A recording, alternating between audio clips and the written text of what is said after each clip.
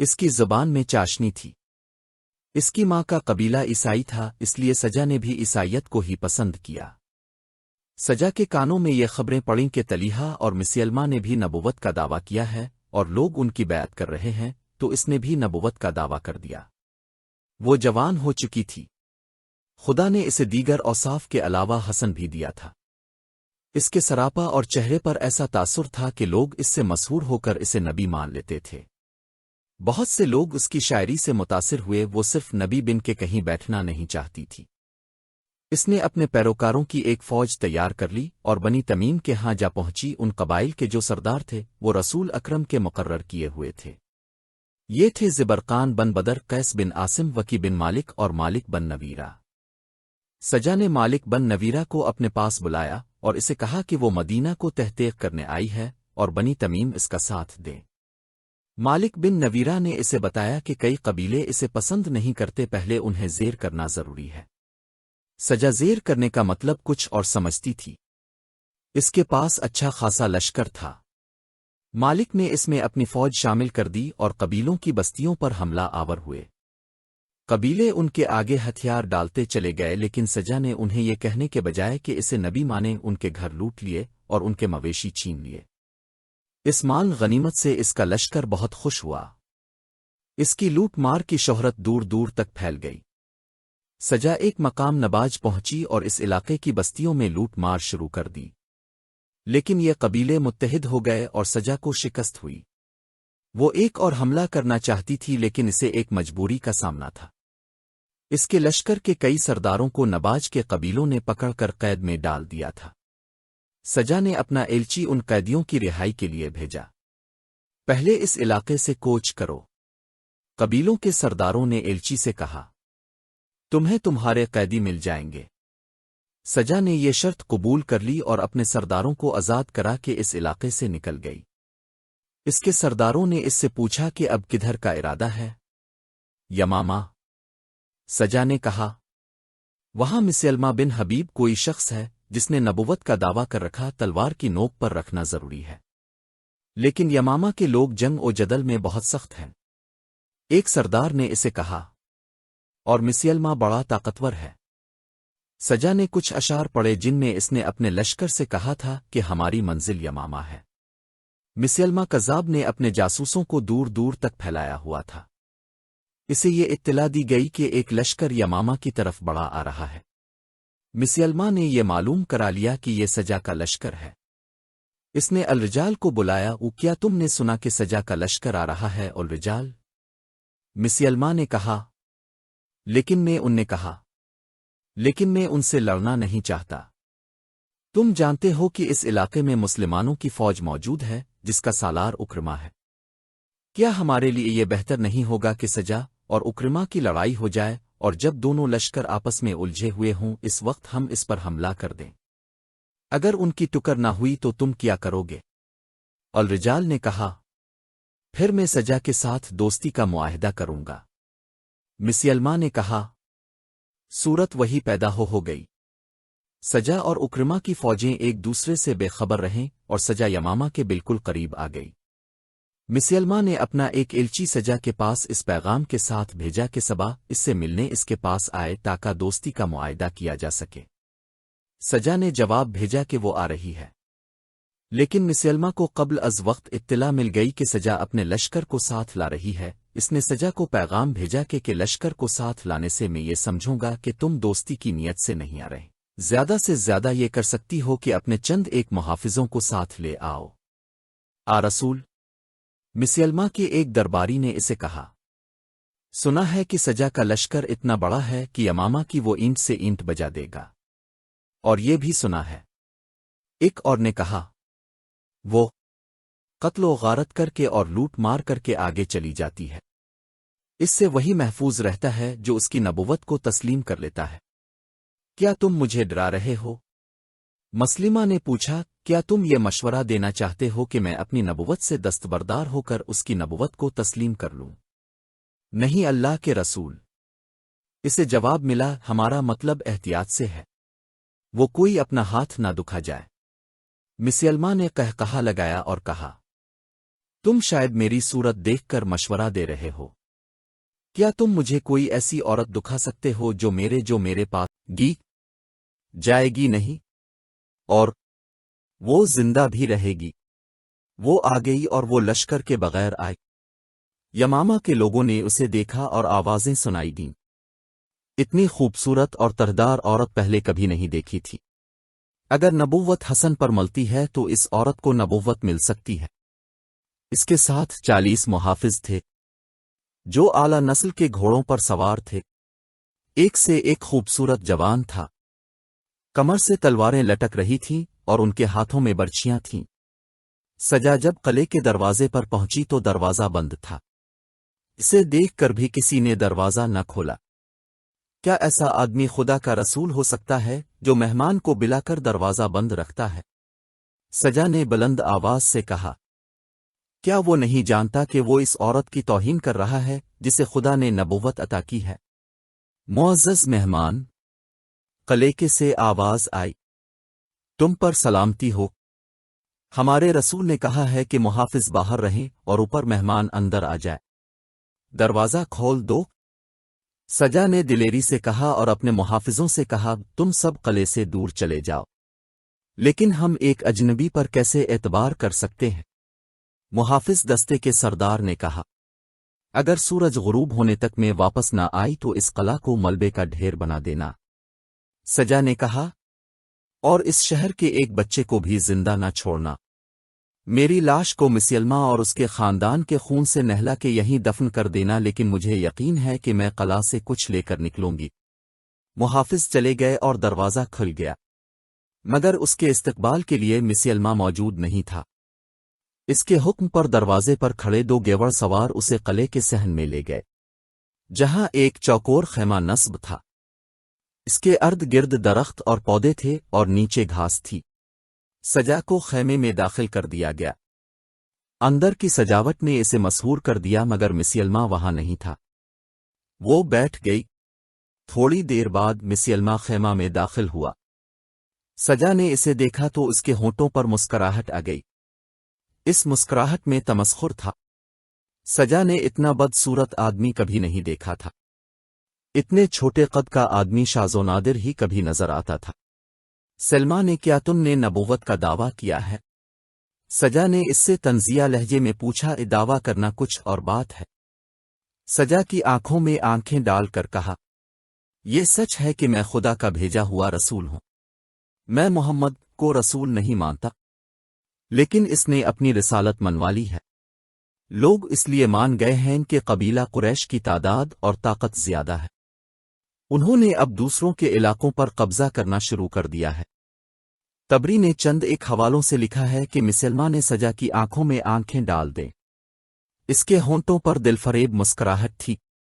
بہت عرصہ بعد سجا نے کسی موقع پر کہا تھا کہ اس نے اتنی چھوٹی چھوٹی آنکھیں میری آنکھوں میں ڈالیں تو مجھے ایسا محسوس ہوا کہ جیسے ٹھگنا سا یہ بدصورت آدمی پر اسرار سا ایک اثر بن کر آنکھوں کے راستے میرے وجود میں اتر رہا ہے۔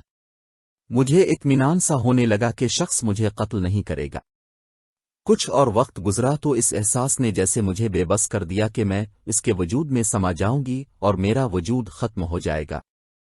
اگر تم نبی ہو تو کوئی الہامی بات کرو۔ سجا نے کہا، تم نے کبھی سوچا ہے کہ تم کس طرح پیدا ہوئی تھی؟ مسلمہ نے ایسے انداز سے کہا جیسے شعر پڑھ رہا ہو۔ تم نے شاید یہ بھی نہیں سوچا کہ جس طرح تم پیدا ہوئی تھی اس طرح تم بھی انسانوں کو پیدا کرو گی، مگر تنہا نہیں، مجھے خدا نے بتایا ہے۔ اس نے قرآن کی آیات کی طرز کے الفاظ بولے، وہ ایک زندہ وجود سے زندہ وجود پیدا کرتا ہے، پیٹ سے، انتڑیوں سے۔ خدا نے مجھے بتایا ہے کہ عورت مانند ظرف کے ہے جس میں کچھ ڈال کر نکالا جاتا ہے، ورنہ ظرف بیکار ہے۔ سجا مسحور ہوتی چلی گئی۔ مسلمہ شاعروں کے لب و لہجے میں باتیں کرتا رہا۔ سجا نے محسوس ہی نہ کیا کہ مسلمہ اس کے جذبات کو مشتعل کر رہا ہے، اور وہ یہ بھی محسوس نہ کر سکی کہ سورج غروب ہو چکا ہے۔ مجھے یقین ہے کہ تم آج رات یہی رہنا چاہو گی۔ مسلمہ نے کہا، اگر چہرے دیکھنے ہیں تو تم دن ہو میں رات ہوں، مگر تم نے اس پر بھی غور نہیں کیا ہوگا کہ دن پر رات کیوں غالب آ جاتی ہے اور دن اپنا سورج رات کی تاریک گود میں کیوں ڈال دیتا ہے۔ یہ ہر روز ہوتا ہے، اس کا وقت مقرر ہے۔ رات سورج کی چمک دمک کو کھا نہیں جاتی، بڑے پیار سے اسے جگا کر دوسرے افق پر رکھ دیتی ہے۔ ہاں مسلمہ، سجا نے کہا، میرا جی چاہتا ہے کہ میں مان لوں کہ تم سچے نبی ہو۔ اتنا بدصورت آدمی اتنی خوبصورت باتیں نہیں کر سکتا۔ کوئی غیبی طاقت ہے جو تم سے اتنی اچھی باتیں کرا رہی ہے؟ وہ چونک پڑی اور بولی، سورج غروب ہو گیا ہے، اگر میں نے قلعے کی دیوار پر کھڑے ہو کر اپنے محافظوں کو یہ نہ بتایا کہ میں زندہ ہوں تو تمہاری بستیوں کی گلیوں میں خون بہنے لگے گا۔ مسلمہ نے اسے اپنے 2 محافظوں کے ساتھ قلعے کی دیوار پر بھیج دیا اور خیمے میں رکھا ہوا آتش دان جلانے کا حکم دیا۔ فانوس بھی روشن ہو گئے۔ مسلمہ نے آتش دان میں چھوٹی سی کوئی چیز رکھ دی، کمرے میں خوشبو پھیلنے لگی۔ سجا واپس خیمہ میں آئی تو اس پر خمار سا طاری ہونے کیا۔ وہ عام سی عورتوں کی طرح رومان انگیز باتیں کرنے لگی۔ یہ اچھا نہیں ہوگا کہ ہم میاں بیوی بن جائیں؟ مسلمہ نے اس کی آنکھوں میں آنکھیں ڈال کر پوچھا۔ اس سے اچھی اور کوئی بات نہیں ہو سکتی، سجا نے مخمور سی آواز میں جواب دیا۔ صبح طلوع ہوئی تو سجا اس انداز سے باہر نکلی جیسے دلہن اپنی پسند کے دولہا کے ساتھ ازدواجی زندگی کی پہلی رات گزار کر نکلی ہو۔ قلعے میں شادیانے بجنے لگے۔ سجا کے لشکر تک یہ خبر پہنچی کہ سجا نے مسلمہ کے ساتھ شادی کر لی ہے۔ یہ شادی اسلام کے لیے بہت بڑا خطرہ بن گئی۔ ارتداد کے 2 لشکر متحد ہو گئے، لیکن یہ اتحاد جلدی بکھر گیا کیونکہ مسلمہ نے سجا کو دھوکہ دیا اور وہ دل برداشتہ ہو کر عراق اپنے قبیلے چلی گئے۔ مسلمہ نے اپنے لیے ایک بہت بڑے خطرے کو ختم کر دیا تھا۔ سجا کو اتنا صدمہ ہوا کہ وہ نبوت کے دعویٰ سے دستبردار ہو گئی۔ بعد میں وہ مسلمان ہو گئی اور کوفہ چلی گئی تھی۔ اس نے بڑی لمبی عمر پائی اور متقی اور پارسا مسلمان کی حیثیت سے مشہور رہی۔ رسول کریم کے وصال کے ساتھ ہی ہر طرف بغاوت اور عہد شکنی کا طوفان اٹھ کھڑا ہوا۔ ایک طوفان صحابہ کے اپنے ہاں اٹھا۔ یہ خلیفہ اول کے انتخاب کا مسئلہ تھا۔ انصار اور مہاجرین کے درمیان کھچاؤ سا بھی پیدا ہو گیا۔ ابو بکر نے آخر یہ فیصلہ عمرہ اور ابو عبیدہ پر چھوڑا اور کہا کہ یہ دونوں جسے پسند کریں اسے سب خلیفہ مان لے، اور خلیفہ مان لے۔ اب مہاجرین میں سب سے افضل ہے۔ عمر نے فیصلہ ابو بکر کے حق میں دیا اور ان سے کہا، غار میں آپ رسول اللہ کے رفیق اور نماز پڑھانے میں ان کے قائم مقام رہے ہیں۔ دین کے احکام میں نماز سب سے افضل ہے۔ ہمیں ایسا کوئی شخص نظر نہیں آتا جو اب سے برتر ہو۔ بلا شک اب خلافت کے حقدار ہیں۔ سب سے پہلے عمر نے آگے بڑھ کر ابو بکر کے ہاتھ پر بیعت کی، اس کے بعد ابو عبیدہ اور بشیر بن سعد نے بیعت کی۔ جب اعلان عام ہوا کہ ابو بکر خلیفہ رسول ہوں گے تو لوگ بیعت کے لیے دوڑے آئے۔ مسجد نبوی میں لی تم میں بیعت عام ہوئی۔ ابو بکر نے پہلا خطبہ خلافت دیا، لوگو، خدا کی قسم میں نے خلافت کی خواہش کبھی نہیں کی تھی، نہ کبھی دل میں نہ کبھی ظاہری طور پر اس کے لیے اللہ سے دعا کی تھی، لیکن اس ڈر سے یہ بوجھ اپنے ناتواں کندھوں پر اٹھا لیا کہ اختلاف جھگڑے کی صورت اختیار نہ کر جائے، ورنہ خلافت اور امارت میں مجھے کوئی راحت نظر نہیں آئے۔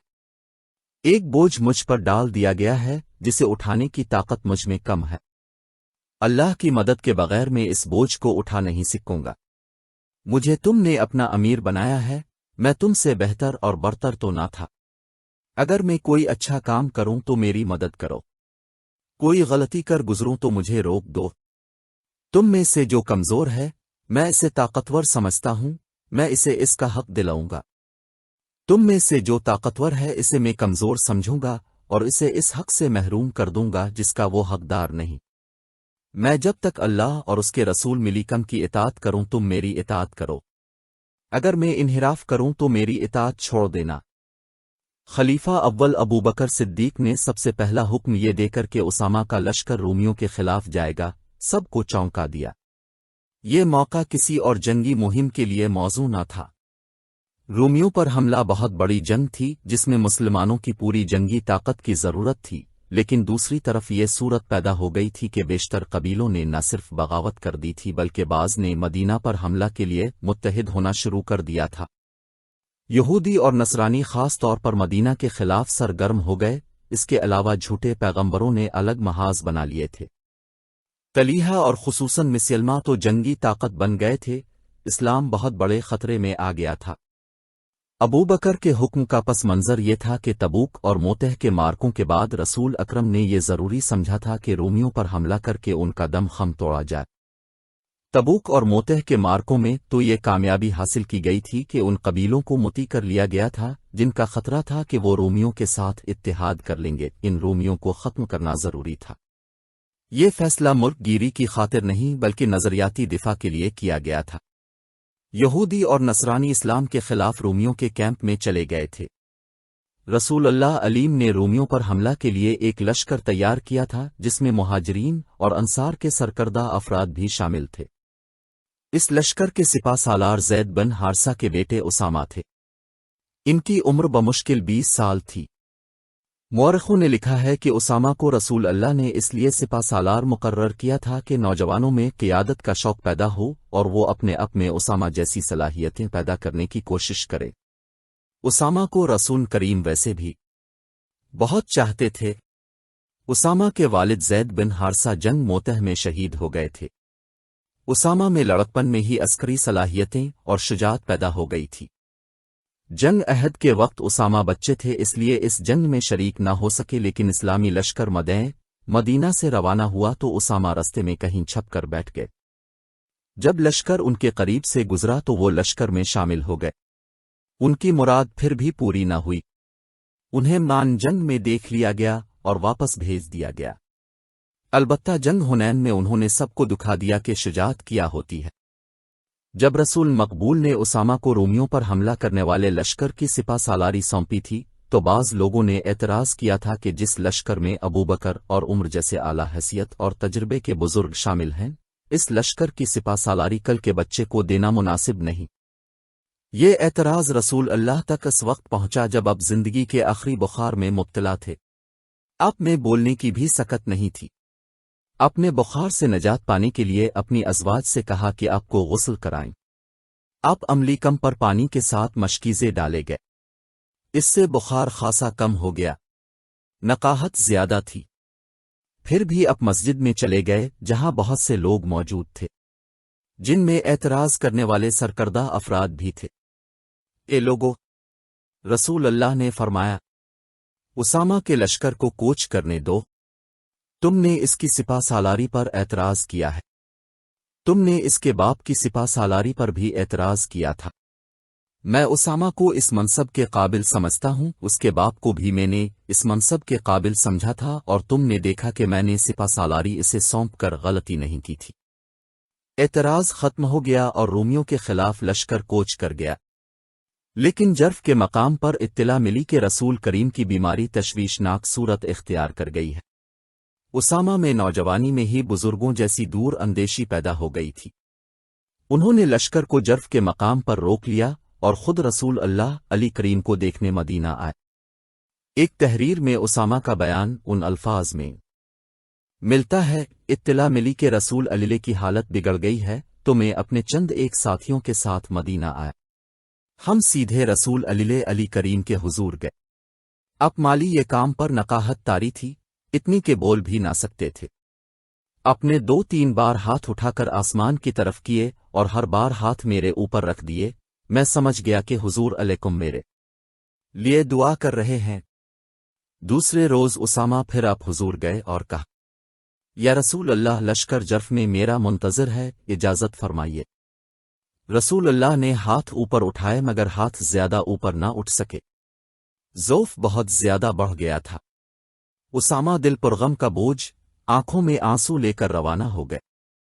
थोड़ी ही देर बाद रसूल अली वसाल फरमा गए। कासिद उसामा के पीछे दौड़ा और रास्ते में जा लिया। उसामा ने हुजूर के विसाल की खबर सुनी। घोड़ा सर पर दौड़ाया अपने लश्कर तक पहुंचे। विसाल की खबर ने लश्कर में कोहराम बर्पा कर दिया। उसामा लश्कर को मदीना ले आए। खलीफा अव्वल की बैत हो चुकी थी। उन्होंने उसामा को बिलाकर पूछा कि रसूल अल्लाह ने उन्हें क्या हुक्म दिया था। हुक्म तो आपको भी मालूम है। उसामा ने जवाब दिया, मुझसे ही सुनना है तो सुन ले।